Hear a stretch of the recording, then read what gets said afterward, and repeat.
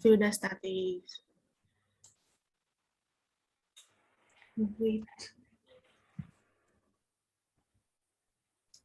Nah, apa sih topik yang akan kita bahas hari ini? Yang pertama itu ada tekanan, yang kedua ada hukum Pascal, yang ketiga hukum Archimedes, yang keempat tegangan permukaan, dan terakhir ada nanti gejala kapilaritas.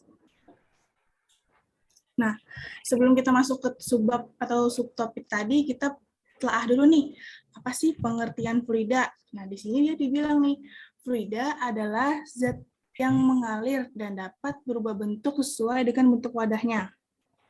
Nah, kalau misalkan ditinjau dari pengertian ini, ada yang bisa menyimpul, ada yang bisa memberi contoh nggak? Contoh dari fluida itu apa? Zat cair sama gas bukan, Bu?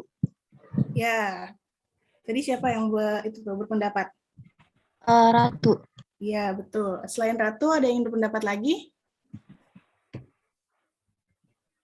Kalau menurut saya contohnya itu seperti air dan minyak, Bu. Ya, betul. Kata Intan tadi ya, kata Ratu, kata Intan. Ayo, MIPA 3 apa ada yang ingin berpendapat?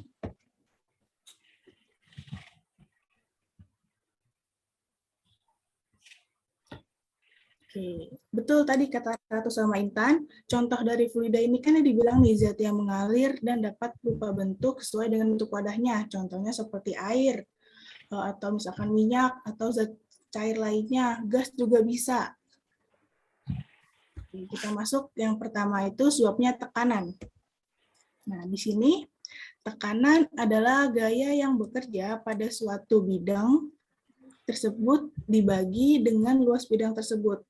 Nah, di rumus tekanan itu P sama dengan F per A. Ini udah umum ya, kita ketahui kalau misalkan tekanan itu rumusnya P sama dengan F per A. Di mana tekanannya itu satuannya Pascal atau Newton per meter kubik, N-nya itu Newton, terus luas permukaannya itu meter kubik. Nah, ada nih bentuk-bentuk lain dari Pascal. Itu nanti kalian bisa lihat, 1 Pascalnya itu 1 Newton per meter kubik, terus 1 ATM itu sama dengan 1,013 kali 10 pangkat 5 Pascal. Terus ada 1 ATM juga sama dengan 76 miligram Hg.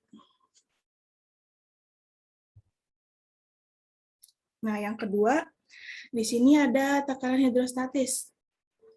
Di sini dibilang tekanan hidrostatis adalah tekanan yang dihasilkan oleh gaya berat fluida pada luas permukaan suatu wadah. Nah, rumusnya itu P sama dengan, ayo, yang ini ada yang tahu nggak ini dibaca apa? Rho, Bu. Iya, betul, Rho.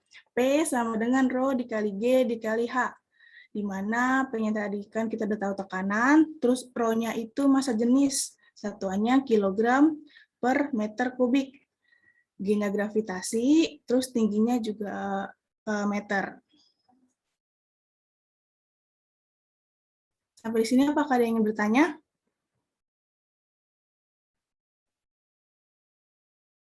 Misalkan nanti ada yang ingin tanya, tanya aja ya.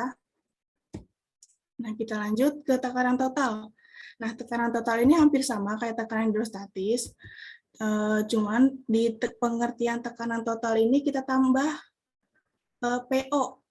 Nah, jadi tuh tekanan total itu sama dengan PO ditambah Rho GH. Nah, tadi kan kita udah tahu nih, si Rho GH ini merupakan rumus tekanan hidrostatis. Nah, PO-nya itu apa sih? PO-nya itu tekanan udara. Nah, biasanya tuh di soal dikasih tahu 1 ATM sama dengan 1 kali 0,1 kali 10 pangkat 5 Pascal. Sama yang lain juga.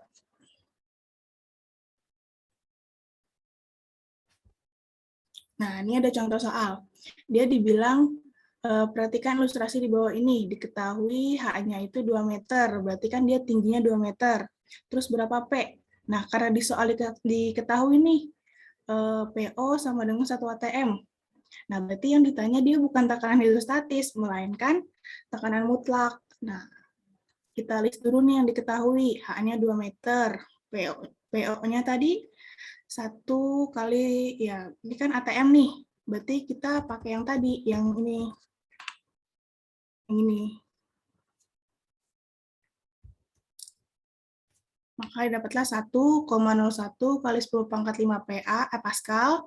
Terus rho airnya itu kalau nggak diketahui di soal, ingat rho air itu 1000 kg per meter kubik. Gravitasinya 10, terus yang ditanyakan tekanan.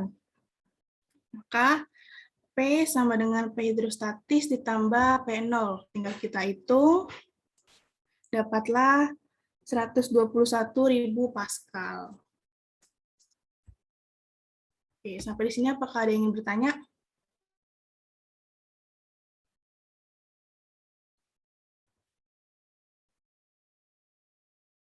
Ya. Nah, lalu kita lanjut ke ini ada dia hukum utama hidrostatik. Nah, hukum utama hidrostatik ini dia berhubungan sama bejana berhubungan. Nah, si bejana berhubungan ini punya dua. Ada yang massa jenisnya sama dan massa jenisnya berbeda. Nah, di sini untuk yang massa jenis sama, dia dibilang untuk zat cair yang sejenis, tekanan zat cair tidak tergantung pada luas penampang dan bentuk bejana, tetapi bergantung pada kedalaman zat cair. Di sini maksudnya itu, kan dia dibilang ya, berarti massa jenisnya sama, berarti dia hanya punya satu cairan.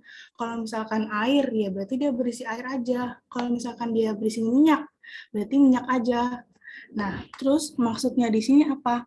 Tidak tergantung pada luas penampang dan bentuk bejana. Berarti kalau misalkan kita simpulkan dari sini, si massa jenis sama ini, dia punya tekanan yang sama. Nah, kalau misalkan kalian lihat nih gambar yang ini kan ada titik A, titik B, titik C, dan titik D.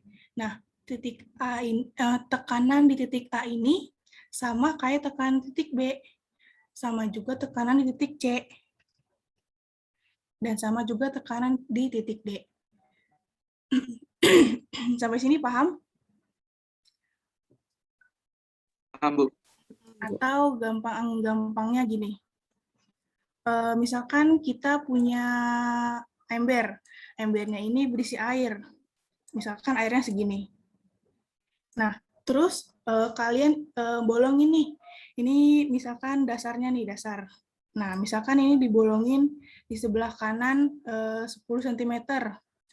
Terus di sebelah kiri juga 10 cm.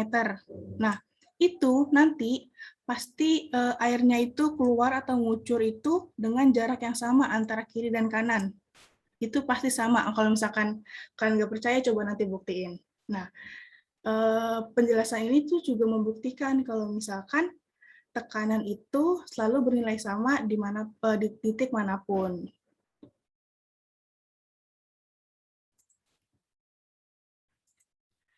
Nah, terus di sini dia fluida mengerahkan tekanan ke segala arah pada setiap titik di dalam fluida yang diam. Tekanan anak bernilai sama ke segala arah pada kedalaman yang sama. Nah, ini bunyi hukum pokok hidrostatis atau hukum utama hidrostatis.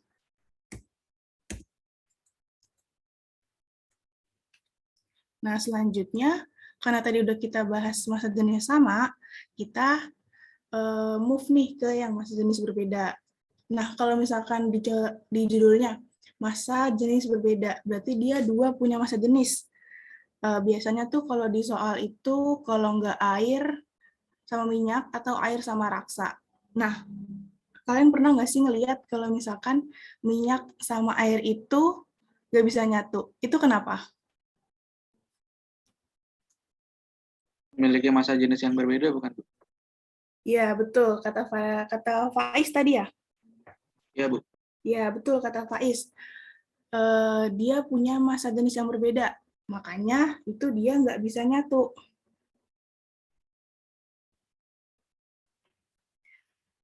Jadi tuh si massa jenis air itu lebih besar daripada massa jenis minyak. Kalau air kan tadi udah dikasih tahu nih, air itu dia 1000 kg per meter kubik. Kalau minyak itu biasanya sekitar 800 kg per meter kubik. Nah, terus ini tadi dari rumus si tekanan hidrostatis tadi kan tadi udah dibilang nih kalau misalkan tekanan di setiap titiknya itu punya bernilai sama. Nah, karena sama, oke. Karena sama, tinggal kita tulis aja. Rho 1 dikali G dikali H1 sama dengan Rho 2 dikali G dikali H2. Gravitasinya sama, bisa kita coret, maka dapatlah Rho 1 dikali H1 sama dengan Rho 2 dikali H2.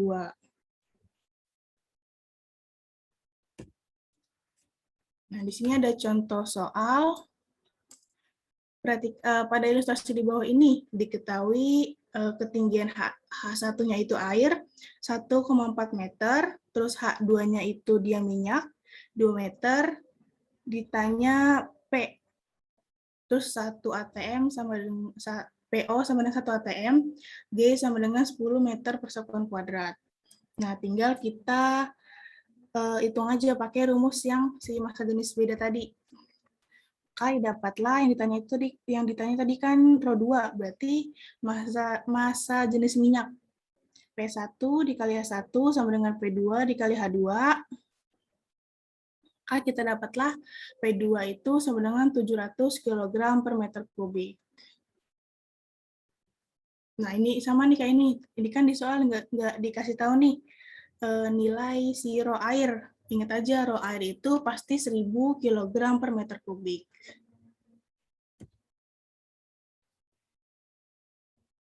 Nah, selanjutnya kita masuk ke hukum Pascal. Oh ya, sebelum masuk sini, apakah ada yang bertanya?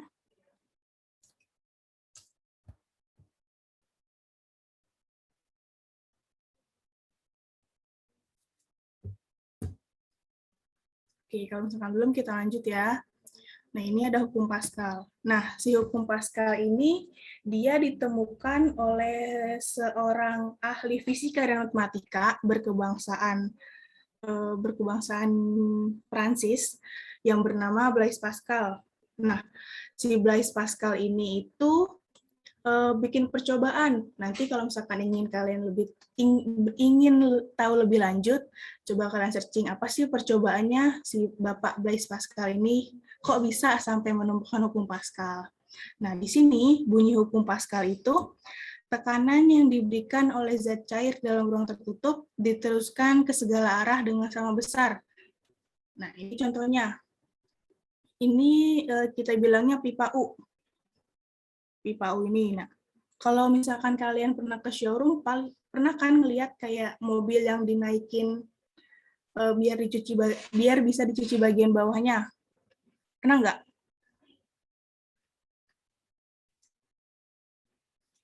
Nah, itu juga merupakan salah satu penerapan hukum Pascal. Nah, di sini dia dibilang tekanan yang diberikan pada zat cair dalam ruang tertutup diteruskan ke segala arah dengan sama besar. Berarti dia tekanan di sini dan tekanan di sini sama. Makanya rumusnya itu P sama dengan F1 per A1 sama dengan F2 per A2. Dengan A-nya itu luas penampang. Jadi satuannya meter kubik. Sampai sini apakah ada yang bertanya? Belum, Bu. Oke. Lalu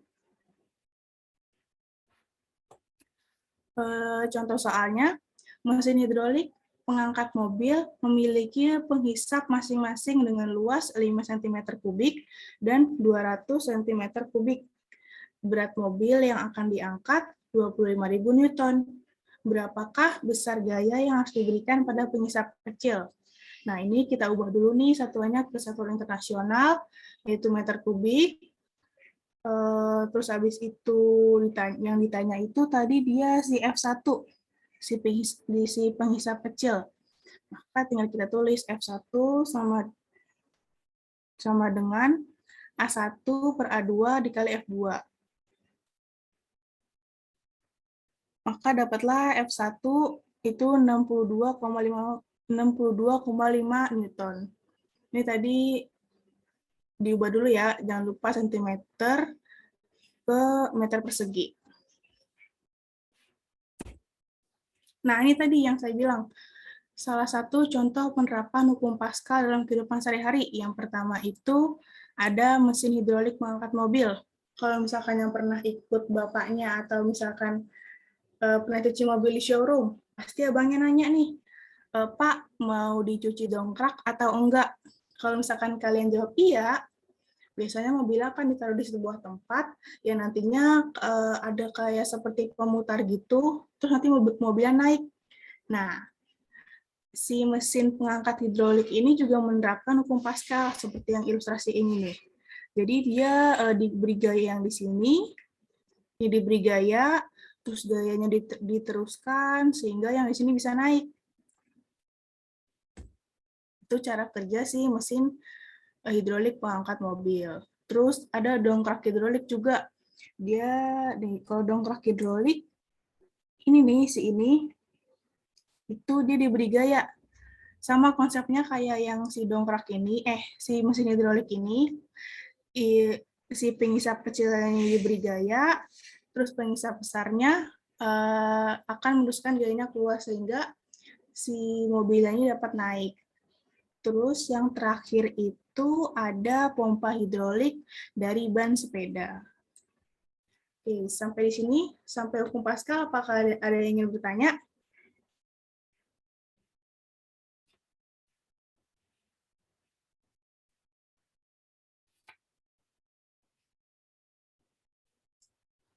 Oke, kalau belum, Ibu lanjut ya. Nah, selanjutnya nih ada hukum Archimedes. Nah, di sini hukum Archimedes itu ditemukan oleh seorang ilmuwan, fisikawan yang asal Yunani, bernama Bapak Archimedes. Nah, si Bapak Archimedes ini melakukan percobaan, seperti yang pada gambar di bawah ini nih. Sebenarnya percobaannya lebih simpel. Percobaannya itu kalau nggak salah, ketika dia mandi, dia menyadari ketika kita masuk ke dalam bathtub, airnya itu keluar. Nah, air yang keluar itu sebenarnya sama dengan massa tubuhnya dia. Maka di sini dia bilang nih, jika sebuah benda tercelup sebagian atau seluruhnya ke dalam suatu fluida, maka benda akan mendapatkan gaya angkat ke atas sebesar berat zat cair yang dipindahkan. Nih, kita tinjau gambar yang ini. Nih, ini kan mula-mulanya si zat cairnya segini nih. Si zat cairnya dia segini. Terus ditambahin batu nih, dia naik, jadinya segini. Nah, maka kan kita dapat nih si delta V-nya. Delta V-nya itu kan berarti V2 min V1. Nah, si delta V-nya ini berat hasilnya itu pasti sama kayak berat si batu. Terus kalau juga kalian bisa lihat ilustrasi yang ini nih. Kalau kalian lihat ketika dia dimasukin si emasnya itu ada air yang keluar. Nah, air yang keluar ini sama kayak berat si emasnya. Makanya di rumusnya ini FA sama dengan WF sama dengan M dikali G. Atau kalau misalkan pada zat cair itu Rho sama dengan massa per volume, maka massanya itu sama dengan Rho dikali volume. Atau F-nya itu sama dengan Rho dikali V dikali G. Kalau misalkan tadi hukum Archimedes, hukum hidrostatis, itu kan Rho dikali G dikali H. Kalau ini Rho dikali V dikali G. Terus juga ada notes, gaya Archimedes sering disebut juga dengan gaya apung atau gaya ke atas.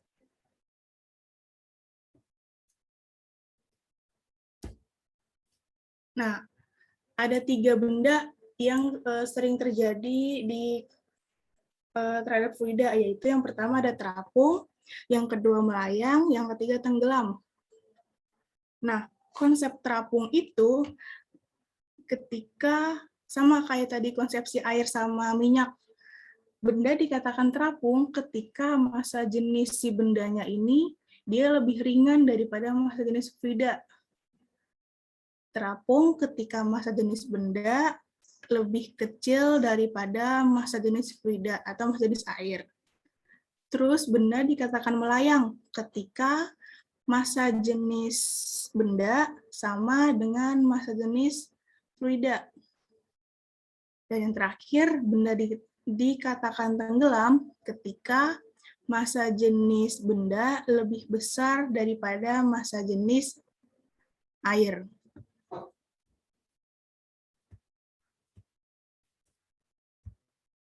Sampai sini apakah ada yang ingin bertanya? Udah pada paham semua?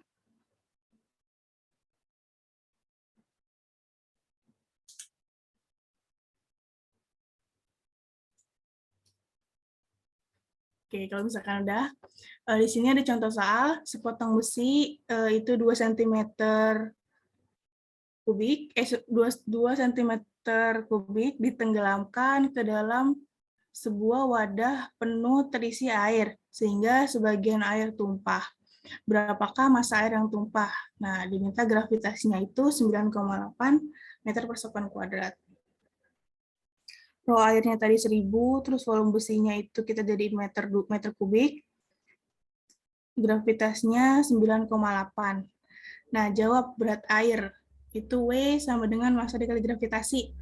Tadi ini gaya apung, rumusnya si hukum Archimedes, Rho V dikali G. Nah, di sini berat air yang tumpah sama dengan gaya apung. Makanya dia bisa ditulis W sama dengan F dikali A. Nah, ini G-nya bisa kita coret. Maka M sama dengan Rho dikali V. Berarti sama kayak pakai rumus yang ini tadi. M sama dengan Rho dikali V. Kita hitung, maka massanya itu 0,002 kg atau 2 gram.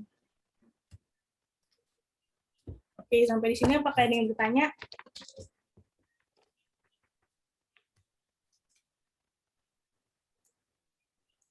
Oke, jika belum.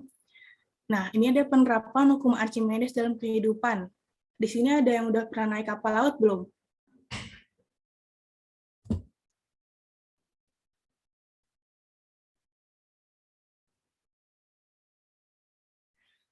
Oh, mungkin pada belum pernah naik ya, sama Ibu juga belum pernah kok. Nah, di sini kenapa dia dibilang hukum Archimedes, penerapan hukum Archimedes itu salah satunya kapal laut? Kalau misalkan kalian pikir-pikir, kenapa sih kapal laut kan padahal terbuat dari besi ya? Terus dia juga biasanya itu untuk mengangkut barang-barang yang berat, kayak misalkan ada yang kontainer-kontainer, atau misalkan kayak kapal-kapal besar lainnya itu kan pasti berat. Kenapa dia bisa mengapung di lautan luas? Nah, kuncinya kapal laut itu dia didesain, nih, dia itu didesain supaya bagian lambung kapalnya ini, jangan warna biru, nggak kelihatan. Supaya lambung kapalnya ini itu dia berisi udara. Nah, ketika si lambung kapal ini dia berisi udara, yang maka menyebabkan massa jenis kapal ini dapat lebih ringan daripada massa jenis air. Nah, itulah kenapa si kapal laut itu dapat mengapung di lautan luas, karena kuncinya si kapal ini punya rongga yang berisi udara. Sama seperti kapal selam. Kapal selam itu kan bisa menyelam sama bisa terapung. Sama kuncinya juga si kapal selam itu dia punya lambung kapal. Ketika si kapal selam itu ingin terapung, si lambung kapalnya ini diisi dengan udara. Ketika si kapal selam ini ingin tenggelam, nah si lambung kapalnya ini diisi oleh air. Makanya kalau misalkan kalian ngikutin yang kemarin Nanggala kemarin, itu kan dia dibilang bahwa si lambung kapalnya itu pecah dan terbelah menjadi 2. Nah, itulah kenapa dia tenggelam. Selanjutnya, di sini ada balon udara. Ada yang udah pernah naik balon udara? Mungkin sebelum pandemi.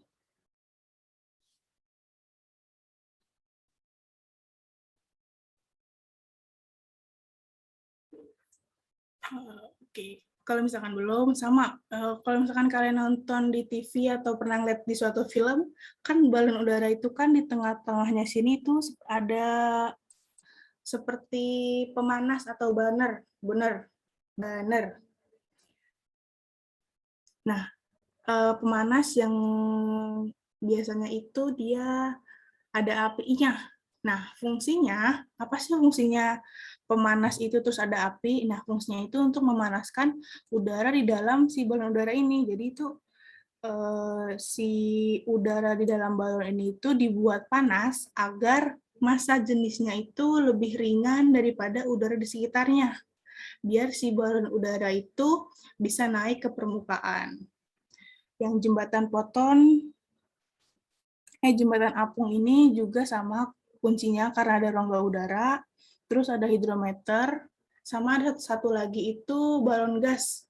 Kalau misalkan kalian ulang tahun atau misalkan mau ngerayain ulang tahun teman, kan biasanya ada balon tuh. Nah, ketika kalian tiup pakai mulut, itu dia nggak bisa terbang, melainkan harus pakai gas helium. Kenapa? Sama kayak tadi. Karena si gas helium itu punya massa jenis yang lebih ringan daripada udara sekitarnya. Makanya dia bisa bergerak ke atas, bisa terbang.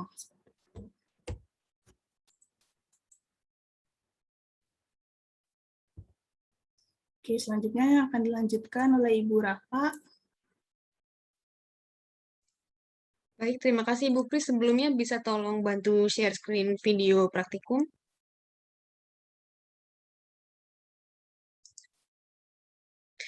Baik.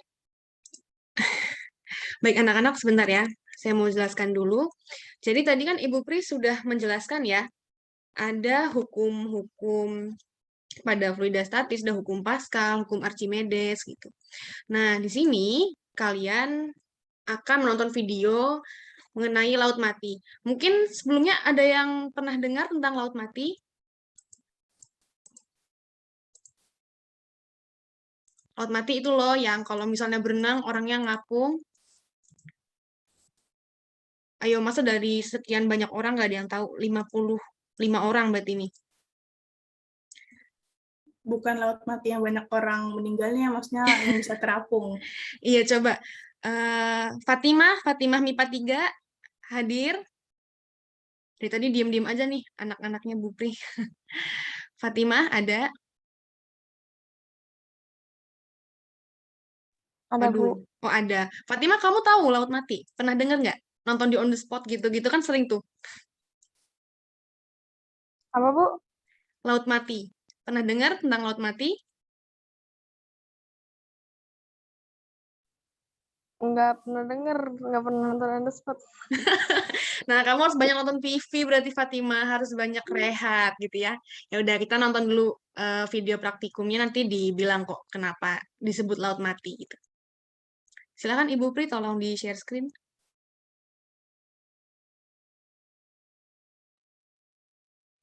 Assalamualaikum warahmatullahi wabarakatuh. Selamat Masuk datang nggak di suaranya? praktikum Fluida Statis Misteri Laut Mati. Apakah kalian bisa berenang?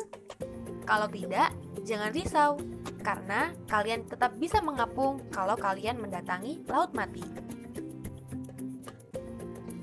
Lalu mengapa laut mati bisa membuat orang terapung? Jadi laut mati atau Dead Sea ini memiliki banyak kandungan garam di dalamnya. Sebenarnya, laut mati bukanlah lautan, melainkan hanya sebuah danau. Lalu kira-kira apa ya hubungannya kandungan garam yang banyak pada laut mati dengan orang-orang yang terapung ketika berenang di laut mati? Mari kita membuat laut mati kita sendiri di rumah. Kalian hanya perlu 4 alat dan bahan yang dapat kalian temukan di rumah kalian. Yang pertama, gelas yang sudah berisi air. Lalu kalian memerlukan telur mentah. Dipastikan telurnya jangan sampai busuk ya teman-teman. Kemudian kalian juga memerlukan garam dapur. Kalian memerlukan pengaduk untuk mengaduk larutan air garamnya nanti. Di sini saya menggunakan sedotan besi. Saatnya percobaan. Pertama, kalian masukkan telur ke dalam gelas berisi air yang tidak tercampur oleh garam. Tentu saja telur akan jatuh ke dasar gelas.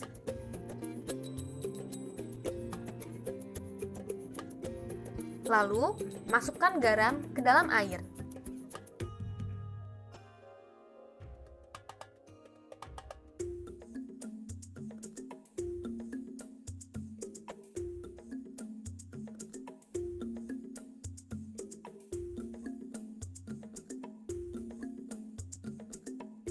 Aduk sampai garam tercampur.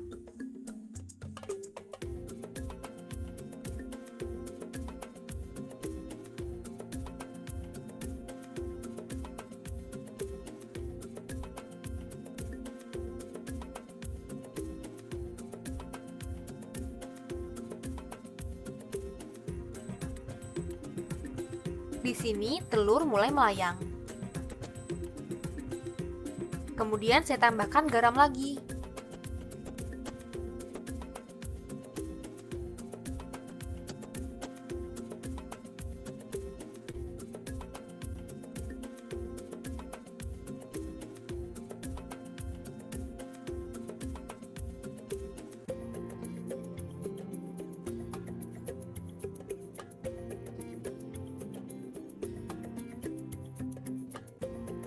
Lihat, telur sudah mengapung di dekat permukaan air.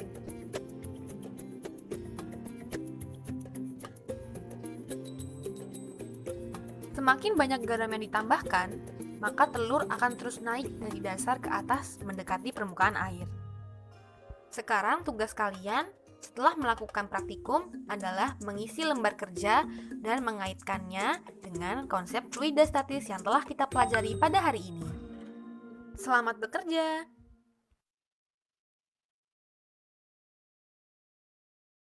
Nah, itu videonya bisa kalian akses di YouTube saya, sekalian promosi. Bisa lihat lagi ya nanti videonya di YouTube saya. Terus bisa tolong di-share screen Ibu Pri LKPD-nya dulu. Nah, ini LKPD-nya ya. Ini Ibu Pri buatnya pakai PDF, jadi pakai I Love PDF ya Ibu, kalau mau mengisi. Iya, Iya. pakai I Love PDF boleh, tapi kalau saya sih pribadi kelas MIPA 3 boleh, kalau misalnya ada yang ribet Bu, nggak bisa pakai I Love PDF, bolehlah pakai Microsoft Word aja ditulis jawabannya gitu ya. Tolong di-scroll Ibu. Nah, alat dan bahannya ini ya, tadi yang di video. Langkahnya tinggal kalian masukkan garam ke air, lalu nanti kalian menjawab pertanyaannya nih, mengapa suatu benda dapat mengalami tenggelam, terapung, dan melayang? Nah, ini kalian kaitkan dengan hukum yang ada di fluidostatis tadi. Nah, kira-kira udah kebayang belum? Jawabannya apa sih nomor 1 ini? Mengapa benda dapat mengalami tenggelam, terapung, dan melayang? Ini kalau kalian menyimak PowerPoint-nya Ibu Pri tadi, pasti kalian sebenarnya sudah kebayang sih. Ayo, ada yang mau berpendapat? MIPA 3 dan MIPA 4, silahkan. Archimedes bukan, Bu? Oh, kata Nikomang Archimedes. Yang lainnya? Setuju dengan Nikomang? Ini hukum Archimedes ya? Gitu. Ayo, yang lain? Iya Bu, Archimedes. Oh, Archimedes juga. Ini tim Archimedes semua ya, berarti. Oke lah, nanti kita lihat, kalian praktikan, habis itu kalian baca lagi teorinya gitu. Nah, terus yang nomor 2, apa yang menyebabkan telur mengalami peristiwa tersebut? Nah, berarti ini kalian kaitkan dengan praktikumnya. Ya sama tadi dihubungkan dengan hukum di fisikanya, terus kalian hubungkan dengan garamnya. Nih, bagaimana pengaruh garam? Artinya, saya ingin jawabannya seperti ini. Berarti semakin banyak garam, apakah dia semakin mengapung atau semakin apa? Nah, itu tadi sudah ada jawabannya juga di video sebenarnya ya. Tinggal kalian tonton lagi dan lakukan. Lalu kalian buat kesimpulan dari percobaan dan ada bukti percobaan. Nah, ini saya dan Ibu Pri menghindari kalian yang memakai jawaban temannya. Nah, apa maksudnya bukti percobaan? Jadi kalian kan telur tidak terlalu mahal ya, 1 biji aja. Kalau nggak punya telur, bisalah pinjem ke tetangganya, pinjem doang, nanti dibalikin gitu. Itu kalian lakukan percobaannya, lalu harus difoto bersama ada kaliannya. Oke, jadi misalnya ini gelas saya gitu ya, ini saya dengan praktikumnya gitu. Jadi kalian benar-benar melakukan. Ya, meskipun nggak tahu sih beneran dilakukan apa enggak, tapi cuma foto ya nggak apa-apa. Yang penting ada buktinya gitu ya. Oke, mungkin itu LKPD-nya. Boleh kalau ada pertanyaan kurang jelas atau bagaimana praktikumnya bisa ditanyakan sekarang. Apakah ada yang ingin bertanya tentang praktikum? Jelas ya? Apakah jelas praktikumnya tadi? Jelas, Jelas, Bu. Bu. Jelas ya, alhamdulillah. Oke, kita lanjut ke tegangan permukaan. Nah, jadi tegangan permukaan zat cair ini berhubungan dengan garis gaya tegang. Lalu apa itu garis gaya tegang? Gaya tegang ini berasal dari gaya tarik kohesi pada molekul cairan. Nah, permukaan cairan akan menegang seperti selaput yang tipis.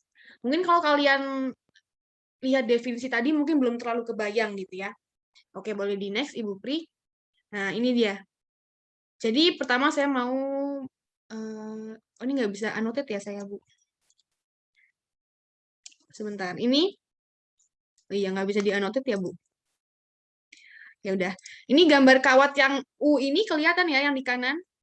Di kanan ini ada gambar U, kawat pertama, dan ada kawat kedua.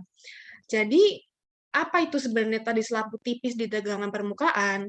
Jadi misalnya kalian punya kawat nih, kawat pertama, kawat yang U, dan kawat yang kedua itu kawat yang lurus di bawah ini. Kelihatan ya yang digambar oleh Ibu Pri. Nah, jadi misalnya pertama kawat U dan kawat lurus itu kalian rapatkan. Jadi yang kawat lurus di bawah ini dinaikkan ke kawat yang U gini. Lalu kalian punya sebuah piring atau mangkok berisi cairan sabun.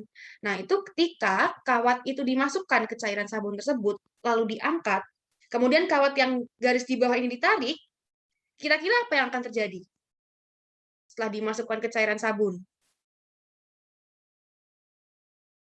Ayo, kira-kira akan terbentuk apa? Dari kawat U, ada kawat lurus di bawahnya, dimasukkan cairan sabun, ketika diangkat, kawat yang bawah ini ditarik. Kira-kira terbentuk apa?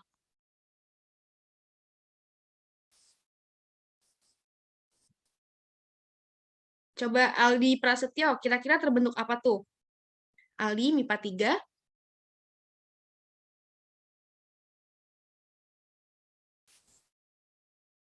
Wah, Aldi nggak ada. Rahmadini. Rahmadini ada?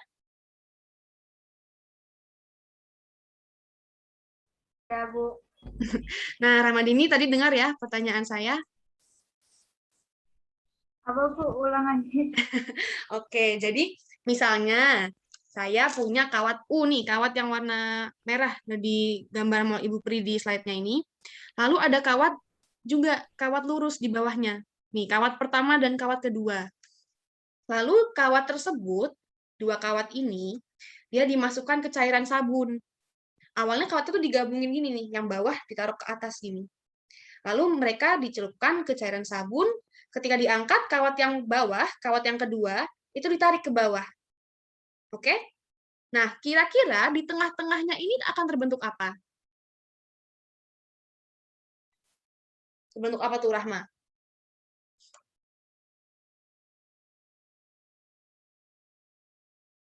Waduh, Rahma bingung nih. Coba saya... Oh, siapa tuh? Mau berpendapat? Silahkan. Jadi terbentuk lapisan sabun gitu yang kayak gelembung gitu, Bu. Wah, mantap, Pak Is. Ya, betul sekali. Nah, itu dia. Selaput tadi itulah yang bisa kita mencari tegangan permukaannya. Jadi selaput tipis ini. Oke, kebayang ya. Nah, bagaimana cara mencarinya? Ini tegangan permukaan itu sama dengan gaya tegangnya per panjang permukaan. Nah, kalau kalian lihat, ini kan tadi kawatnya ada dua. Sehingga kalau kita mencari tegangan permukaan, maka yang awalnya dia F per L, dia jadi F per 2L. Ingat, 2L karena di dalam kawat ini, dia memiliki ada lapisan atas dan lapisan bawah dari kawat pertama dan kawat kedua.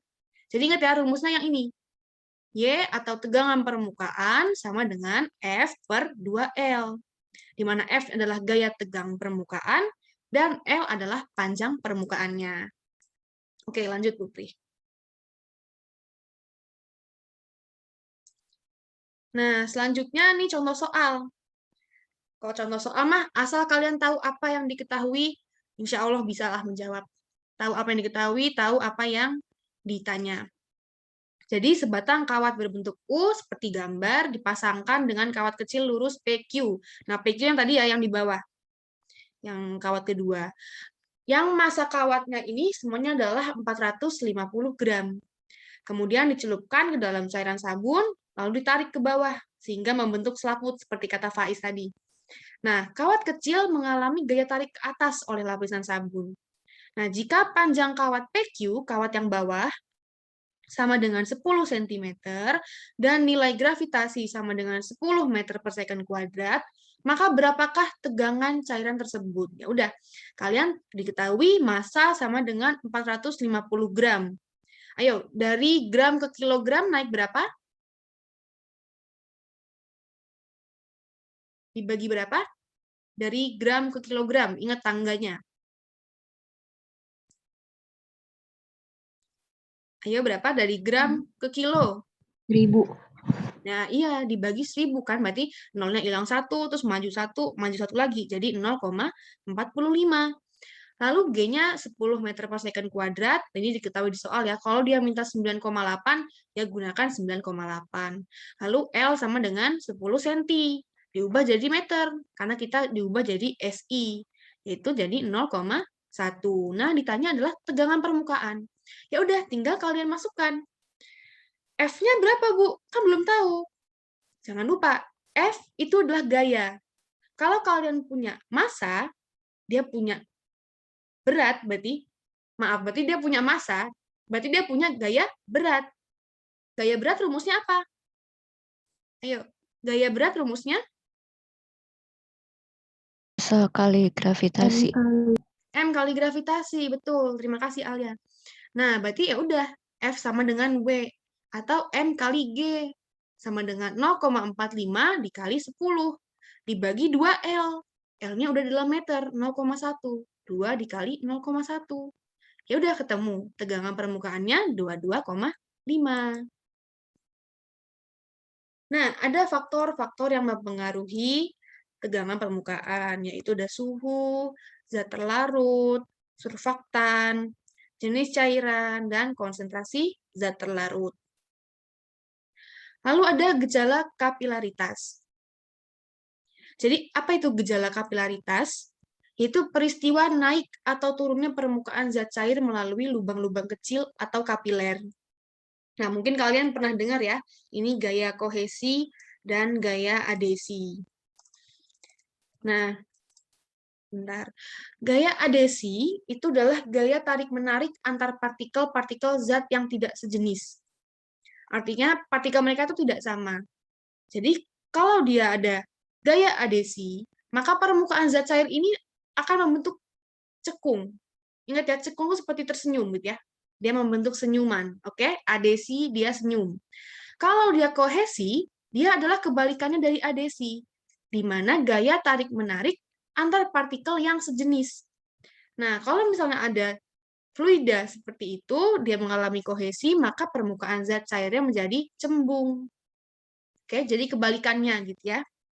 Oke, boleh lanjut, Bu? Nah, nih, jika gaya adesi lebih besar daripada gaya kohesinya, maka zat cair akan naik dalam pipa kapiler.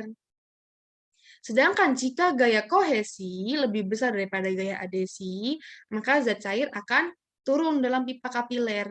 Gitu. Nah, ini besar gaya yang didapat. Nah, tadi kan rumus dari tegangan permukaan adalah Y sama dengan F per L. Ya kan? Nah, ini tiba-tiba kenapa dia jadi 2πr? Ada yang mau berpendapat, ini kenapa tiba-tiba jadi 2πr?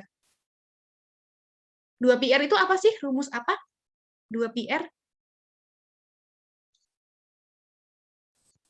2πr? Lingkaran. Lingkaran. Apanya tuh? Apa lingkaran? Luas atau keliling lingkaran? 2πr? Keliling lingkaran, Bu. Ibu maaf di mute. Walah, kepencet. Oke, jadi kenapa dia 2πr? Karena dia kan, ini L, ya kan? L tadi panjangnya, panjang permukaan. Nah, ini kalau kita lihat, tabung kiri ini, tabung. Berarti kalau kita mau mencari panjang dari ininya, dari ini keliling tabung, berarti sama dengan keliling lingkaran gitu ya. Jadi langsung aja diganti. Gayanya tegangan permukaan ini sama dengan Y dikali 2 pi R. Di mana R adalah jari-jari tabung. Nah, ini tinggal kalian tinjau menggunakan vektor, pakai cos gitu ya. Ini nggak usah dijabarin juga. Pokoknya kalian ingat aja, nanti kalau ditanya ketinggian suatu zat cair dalam tabung, ini asal mula rumusnya dari langkah 1, 2, 3, nanti kalian akan dapatkan H sama dengan 2Y per rho GR kali cos theta. Oke? Nah, ini rho-nya tadi apa? Massa jenis ya. G gravitasi, R-nya jari-jari tabung. Gitu. Oke, boleh dilanjut Ibu Pri? Nah, contoh soal. Sebuah pipa kapiler yang berdiameter 0,6 mm dimasukkan secara tegak lurus ke dalam sebuah bejana yang berisi raksa di mana massa jenis atau rho-nya 13.600 kg per meter kubik. Nah, sudut kontak raksa dengan dinding pipa adalah 60 derajat. Bila tegangan permukaan adalah 0,06 Newton per meter, maka berapa penurunan raksa dalam pipa kapiler tersebut? Nah, ini udah kalian diketahui. D-nya 0,6 mm. D ini apa? Diameter. Kalau kalian mau pakai D boleh. Berarti nanti setengah D gitu ya. Sama aja, jadi setengah D sama dengan R, sama dengan jari-jarinya. Setengah dari 0,6, 0,3. Tapi masih dalam milimeter. Artinya kalian harus mengubah menjadi meter. Jangan sampai lupa. Jadi kita pakai notasi baku 3 kali 10 pangkat min 4. Rho-nya 13.600, theta-nya 60 derajat, dan tegangan permukaannya 0,06. Ya udah, ditanya adalah berapa penurunan raksa dalam pipa kapiler. Artinya dia penurunan raksa itu artinya dia minta tinggi yang turun itu berapa gitu ya. Ya udah, berarti kalian tahu rumus H sama dengan 2 dikali tegangan permukaan dibagi massa jenis dikali gravitasi dikali jari-jari dikalikan lagi cos dari sudutnya, sudut kontak yaitu 60 derajat. Cos 60 nilainya berapa? Cos 60?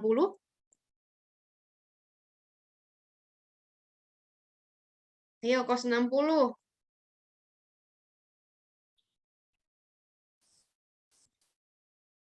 Cos 60 nilainya berapa? Setengah, Bu. Setengah. Kalau cos 45 berapa?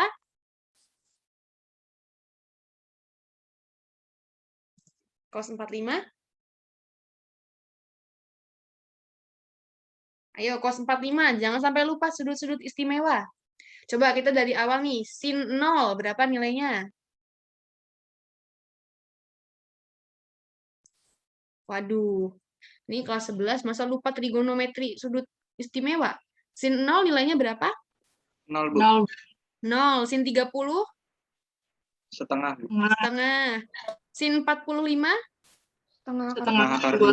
Setengah akar 2. Sin 60? Setengah akar 3. Setengah akar 3. Sin 90? 1. Nah, iya, berarti nanti kalau sudah hafal mah gampang ya. Jangan sampai lupa. Berarti kalau dia minta cos, berarti tinggal urutan yang tadi sin, tinggal dibalik gitu ya. Misalnya tadi sin 30 sama dengan cos 60. Sin 30 setengah, cos 60 juga setengah. Nah, jangan sampai lupa ya trigonometrinya. Nah, ini dimasukkan berarti dapat 0,06 dibagi 40,8. Maka penurunan raksa dia membentuk cekung atau cembungnya itu sama dengan 0,00147 meter. Nah, bagaimana sih apa aja gejala kapilaritas dalam kehidupan? Contohnya naiknya minyak tanah pada sumbu kompor, lalu naiknya air dari ujung akar ke daun pada tumbuhan sehingga tumbuhan dapat berfotosintesis, lalu ada air menggenang dapat diserap dengan kain pel gitu ya. Oke, mungkin itu materi pada hari ini yang dapat Ibu Pri dan saya sampaikan. Apakah ada pertanyaan? Apakah ada pertanyaan?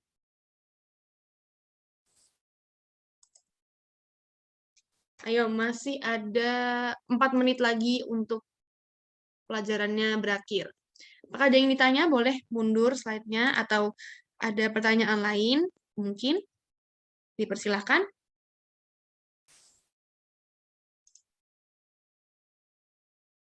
Coba Dita Puspa, udah paham? Apakah ada yang ditanya? Dita?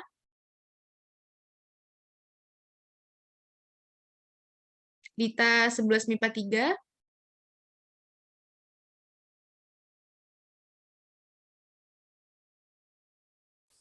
Waduh, Dita nggak ada. Coba Putri Lestari, Putri MIPA 3. Apakah ada yang ingin ditanyakan? Apakah sudah jelas? Cukup, Bu, cukup jelas. Oh, Nanti cukup tinggal jelas. diulang lagi. Oh iya, tinggal diulang. Oke, nanti ini recordingnya mungkin saya atau Ibu Pri akan upload ya. Nanti bisa kalian tonton lagi. Kalau MIPA 4, bagaimana? Ada yang ingin ditanya MIPA 4?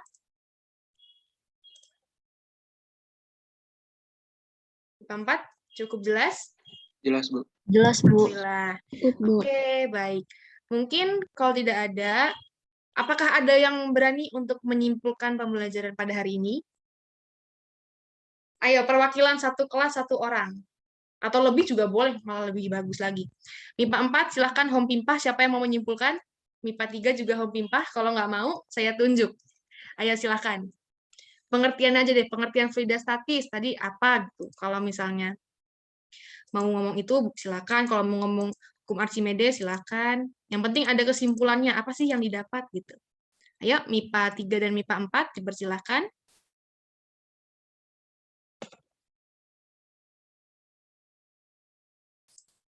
MIPA 3 dulu nih. MIPA 3 siapa yang mau menyimpulkan? Pengertian fluidastatis dan misalnya penerapan hukum Archimedes. Coba MIPA 3.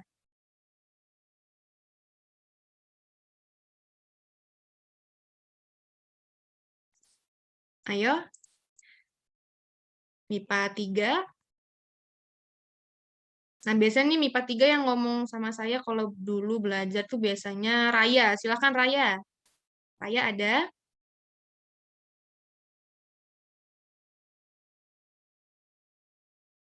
Waduh, nggak ada juga.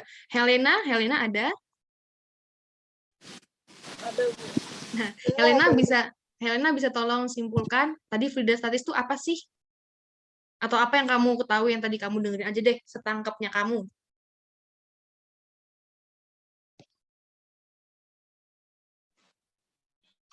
Jadi fluida itu zat yang mengalir dan dapat berubah sesuai dengan bentuk padanya.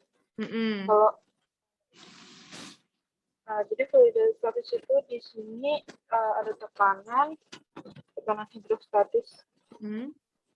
Terus ada hukum Pascal sama hukum Archimedes. Nah, oke. Iya. Nah, kalau hukum Archimedes tadi ditanya itu menyatakan bahwa jika sebuah benda tercelup sebagian atau seluruhnya ke dalam suatu fluida, maka benda akan mendapat gaya angkat ke atas. Selesai berat zat cair yang dipindahkan. Mantap, mantap. Oke, mungkin udah cukup aja Helena, udah sip, berarti kamu sudah mendengarkan atau sudah paham lah ya seenggaknya. Oke, MIPA 4, apakah ada yang mau menyimpulkan?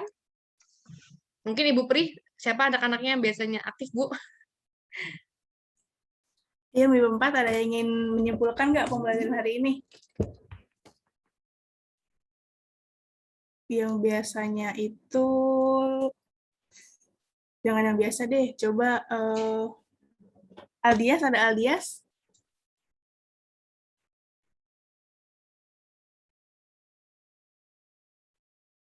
Oh, Aldias tidak ada nih kayaknya. Atau Mario? Ada Mario?